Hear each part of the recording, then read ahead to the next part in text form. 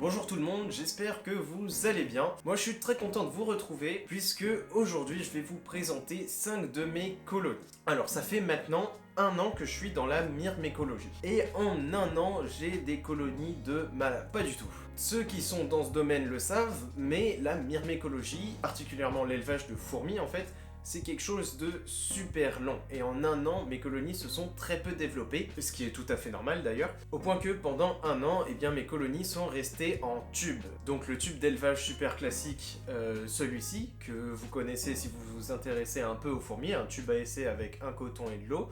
Ça, pendant un an, toutes mes colonies sont restées là-dedans. Et je peux vous dire que c'est vachement long parce que observer des colonies en tube, c'est pas le top pour l'observation, vos colonies ne chassent pas vraiment. Il faut ouvrir, mettre de la nourriture, refermer le tube, ce qui est assez chiant. Il faut essayer de foutre la paix à ces colonies et c'est vachement long. Heureusement, j'ai eu la bonne idée, entre guillemets, de tricher avec la colonie de Camponotus sanctus que je vous ai présentée et que j'ai donc acheté avec déjà un nombre d'ouvrières assez conséquent pour pouvoir les observer dans une aire de chasse, dans un vrai nid, etc.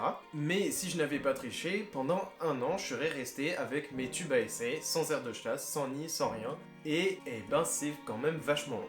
Après, quand on est débutant en myrmécologie, on nous conseille toujours d'attendre le plus longtemps en tube à essai, et c'est donc ce que j'ai fait, et j'ai peut-être en fait un peu trop forcé dans le sens où j'aurais peut-être déjà pu donner à mes ouvrières un aire de chasse, et en tout cas c'est ce qu'on va faire aujourd'hui, puisque pendant le dernier nourrissage, la plus grande fondation que j'ai du coup, celle de Formica cunicularia, que je vais vous présenter juste après, pendant que je nourrissais cette fondation, en refermant du coup le tube, j'ai tué une ouvrière juste en le refermant, tellement il y a de monde et qu'elles sont rapides, c'est une espèce qui est en plus super rapide, et donc en refermant j'ai écrasé une ouvrière, et c'est là que je me suis dit, ok, ça va plus du tout. Donc aujourd'hui on va remédier à ce problème là, et on va les passer dans ces aires de chasse là. Bon, alors c'est pas encore la grande classe, je suis d'accord, c'est pas encore un mégatarium, c'est pas encore des jolis nids creusés en béton cellulaire, etc.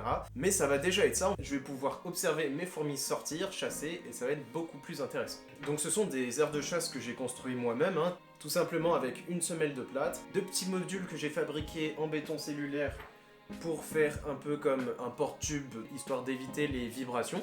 Je sais pas trop si ça va bien marcher ou pas, on verra. Et donc sur la semelle de plâtre, un peu de terre que j'ai disposée pendant que le plâtre séchait. Bon, on n'est pas encore au top de l'esthétisme, surtout que je fais ça dans des boîtes de sorbet de glace que mon père stockait, d'ailleurs merci à lui s'il voit cette vidéo. Mais bon, ça va toujours être ça, et je suis quand même très content de pouvoir vous partager ce moment où je vais enfin, après un an d'élevage, voir mes fourmis sortir de ces fichus tubes.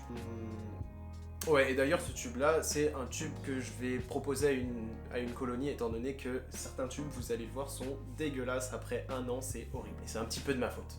Est-ce que j'ai d'autres choses à vous dire du coup? Je crois qu'on est bon.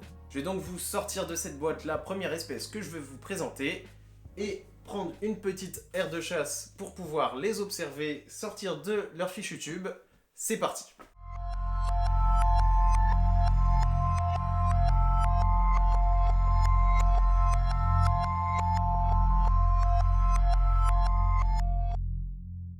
Première colonie que je voulais vous présenter, la Lasius emarginatus. Une fourmi très commune qu'on retrouve un tout petit peu moins en élevage que sa cousine la Lasius niger. Pourtant, je lui préfère ses couleurs orangées. J'ai récupéré la gine vers juillet 2019, et comme vous pouvez le voir, elle a plutôt bien travaillé, bien que je m'attendais à un peu plus d'ouvrières en presque un an. On peut voir de belles grappes d'œufs et une énorme physogastrie de la reine. En gros, son abdomen est très dilaté. Que des signes annonçant que la petite colonie va bien progresser cette année. En revanche, on peut voir une nymphe nue, signe d'un léger problème d'humidité, rien de grave à ce qu'il paraît. Bon, donnons-leur une aire de chasse, elles l'ont bien mérité. Les ouvrières sont encore assez timides et mettent du temps avant de partir à l'exploration.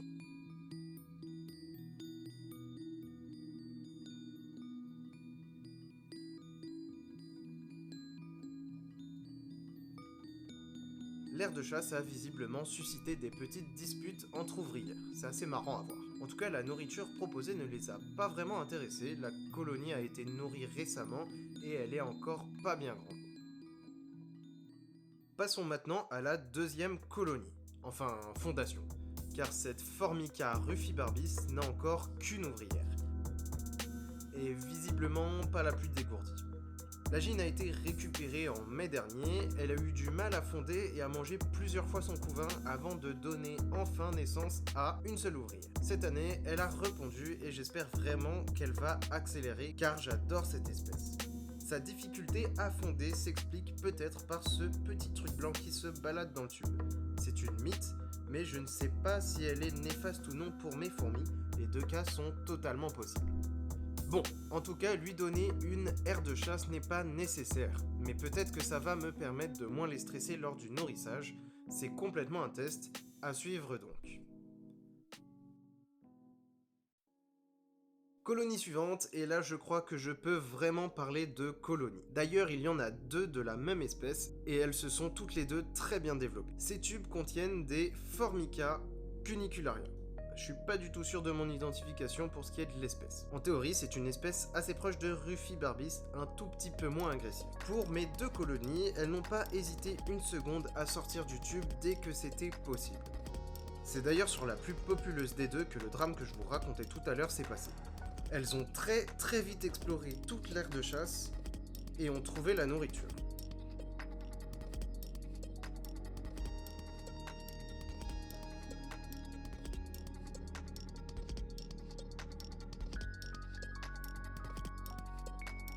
J'adore vraiment les Formica, elles sont vraiment speed, elles sont pas du tout peureuses, d'ailleurs elles ont déjà fini la goutte de sirop en 10 minutes. J'en ai donc donné un peu plus avant de vous présenter la star de cette vidéo.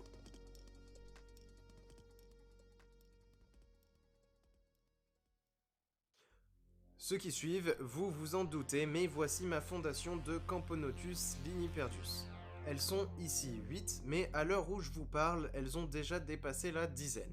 Pour ceux qui ne connaissent pas, je vous présente donc l'une des plus grandes, si ce n'est la plus grande fourmi d'Europe, Camponotus linipertus. Regardez-moi cette reine, elle fait quasiment 2 cm, c'est énorme. Alors par contre, elles sont visiblement au courant que je vais ouvrir le tube.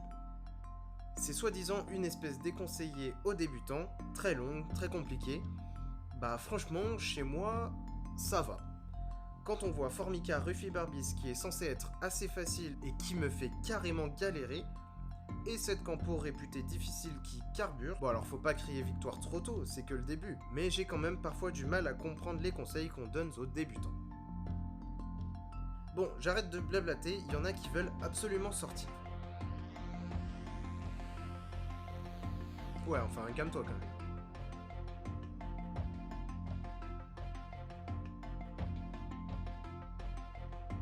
L'information de nouveaux horizons à explorer a vite fait le tour du tube et très vite, les premières exploratrices trouvent la bouffe.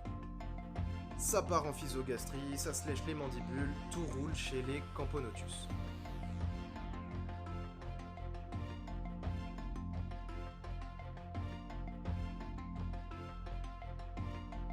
Le développement de cette espèce me comble de joie. Non, j'en fais pas trop parce que c'est vraiment ma préférée. Il me reste encore beaucoup de choses à apprendre dans ces élevages et j'ai hâte de voir ce qui va se passer par la suite. J'espère que ces présentations vous ont plu et je m'excuse de la qualité de certaines images, le smartphone a ses limites. Bon, je vous dis à très bientôt, en attendant portez-vous bien, normalement on se retrouve très vite pour l'épisode 3 sur l'élevage des araignées. Allez, ciao!